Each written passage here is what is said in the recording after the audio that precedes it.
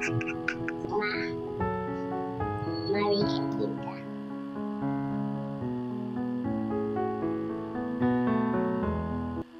Hello po. Hello po. Hello po. Hello po. Hello po. Hi po. Hello po. Hello po. Hello po. First question. Para sa'yo, ano ang pagmamahal ng isang ina? Para sa akin po, ang pagmamahal po ng isang ina ay ito po ay hindi nagbabago dahil po mula po pagkabata hanggang pagtanda po namin ay patuloy pa rin po kami mamahalin ng aming ina. Para sa akin is pag-aalaga. Para sa akin, ang pagmamahal ng isang ina, bilang isang anak, syempre, hindi mo siya nakikita kumbaga nararamdaman mo siya. Simula pa lang sa sikat ng araw, gising na yung mga kananayan. Sila yung naghahanda ng pagkain, nagsasain, hanggang makatulog na yung mga anak nila hanggang gabi, sila pa rin yung nagbabantay sa kanila hanggang dumating yung asawa nila. And para sa akin, hindi lang basta-basta pagmamahal na binibigay ng mga magulang, ng nanay yun Kasi sa mga panahong di kami nila maintindihan, for example, may misunderstanding kayo ng nanay mo, syempre, sila yung mas nakakaunawa sa'yo na iniintindi ka nila. Kahit alam mo, for example, sa school, kung alam mo gagabihin ka na makauwi, syempre, magmamatigas ka pa na may gagawin pa kami, pero yung nanay mo nag-aalala na. Para sa akin, hindi mo basta-basta makikita yung pagmamahal ng isang ina. Kumbaga, mararamdaman mo yun na bilang isang ina. Para sa akin is, ang pagmamahal ng isang ina is hindi mo siya makakarakterize as salita. Hindi mo siya maaana sa salita kasi ang pagmamahal ng isang ina is mararamdaman mo, and yung pagmamahal ng isang ina is walang katapusan dahil patuloy itong pinamahal ng kanyang asawa, anak, dahil patuloy nitong dahil makita mo to sa pag-aalaga, pagsasakripisyo at pag-unawa sa kanyang pamilya, anak at asawa. Para po sa akin, ang pagmamahal po ng isang ina is unconditional.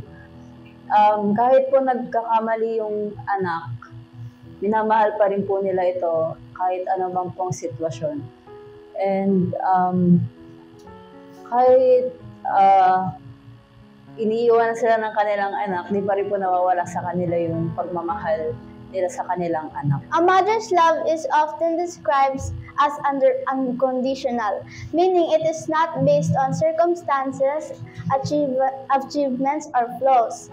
A mother's love is an unparalleled force that shapes lives, nurtures growth, and transcends all boundaries. It is a powerful and complex emotion that has been celebrated and depicted in literature, art, and culture for centuries.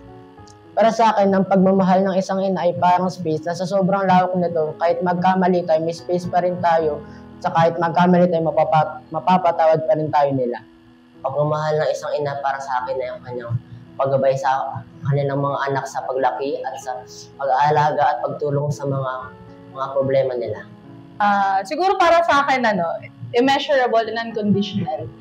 Actually, nabasa ko nga na hindi mahirap isipin kung paano ang isang tao kayang ibigay ang lahat ng energy, lahat ng dugo, lahat ng pawis para sa isang tao without asking anything in return. Siguro, kailangan mo munang maging isang ina or kailangan mo munang mapunta doon sa sitwasyon nila bago mo ma-realize talaga kung gaano yung sakripisyo nila. Second question, kung may mensahe ka para sa lahat ng ina, ano yun? Ang mensahe ko po ay ako po ay nagpapasalamat sa mga paalala po at advice po na inyo pong binibigay sa amin. At maraming salamat din po dahil po lagi niyo po kami tinutulungan sa lahat po ng aming pong nagagawang mali.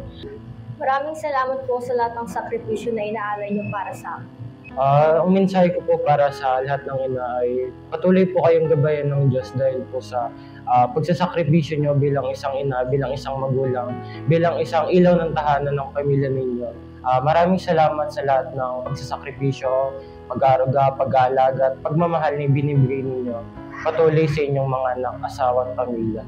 Para po sa lahat ng mga ina, maraming salamat po sa inyong walang sawang pagmamahal at sakripisyo sa inyong mga anak. Maraming salamat po sa paggabay sa inyong mga anak at pag-aalaga dito. Yun lang po. Salamat po sa lahat ng sakripisyo ninyo sa inyong mga anak. Sa lahat po ng pagkakamali, ginagabayan niyo rin po kami at minamahal sa anumang pong sitwasyon. Words can't express how grateful I am for your endless love and support. Thank you for always believing in me, even when I doubted myself. Ang mensahe ko sa lahat ng ina ay salamat dahil sa anumang pagsubok at pagkakamali namin ginagawa, patuloy niyo kami sinusuportahan sa pag-angat sa buhay. Ako po'y buong puso nagpapasalamat sa mga ina na patuloy na namamahal sa kanilang mga anak, sa mga kanilang pamilya at sa mga taong nakakasama nila. Para sa lahat ng mga ina, sa totoo lang, kulang ang isang araw, ang isang buwan para i-celebrate kung gaano kadakila, kung gaano kalalim yung pagmamahal ng isang ina. Kaya para sa lahat ng mga nanay sa paligid, lahat ng ina, mama, nanay, mommy, saludo po ako sa inyo. And Happy Mother's Day po. Happy Mother's Day po! Happy Mother's Day po. Happy Mother's Day. Happy Mother's Day po. Happy Mother's Day. Happy Mother's Day po. Happy Mother's Day po. Happy Mother's Day. God bless po.